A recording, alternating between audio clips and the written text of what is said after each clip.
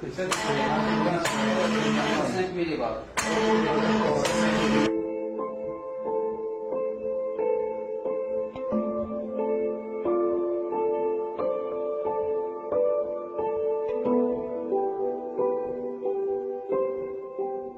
محمد بن عثمان دكتور en génie biomédical.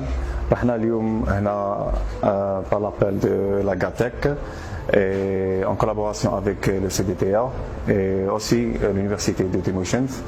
Nous sommes ici aujourd'hui pour développer un respirateur artificiel vu la situation d'urgence que connaît notre pays et vu que le nombre de respirateurs artificiels sera en manque lorsque la vague de l'épidémie sera à son pic en Algérie.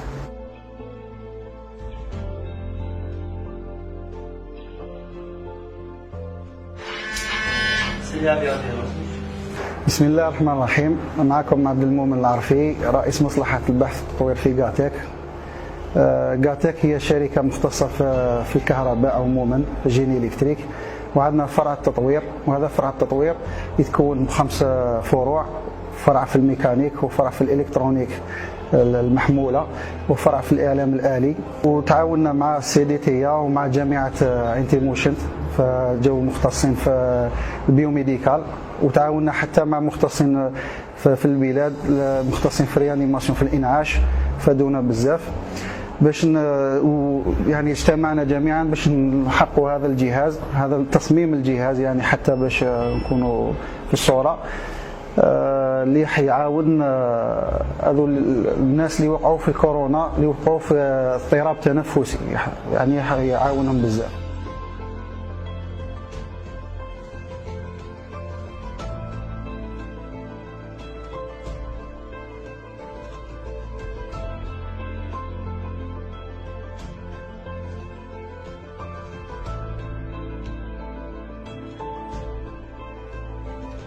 Riyad Brahimi, je suis le président directeur général de la SPA Global Algerian Technology.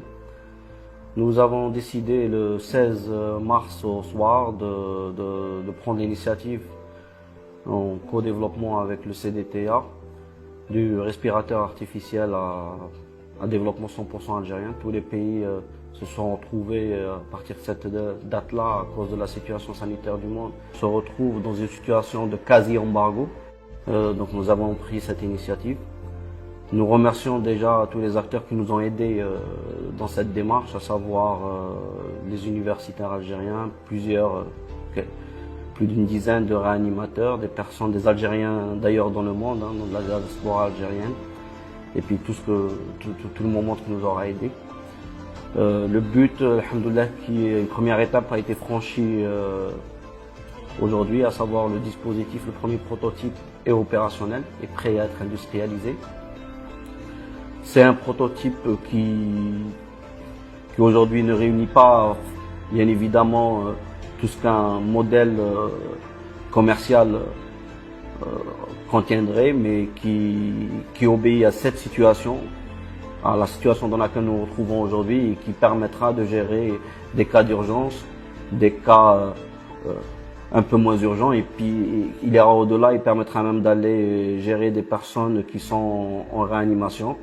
C'est un modèle à volume contrôlé avec 2 modes opératoires, Total Volume Control et VAC, Assisted Control Volume.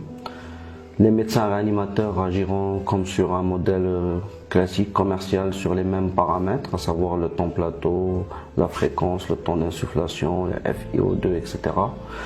La deuxième étape qui débutera Inch'Allah dès demain, ce sera la validation de nos travaux par les organismes sanitaires.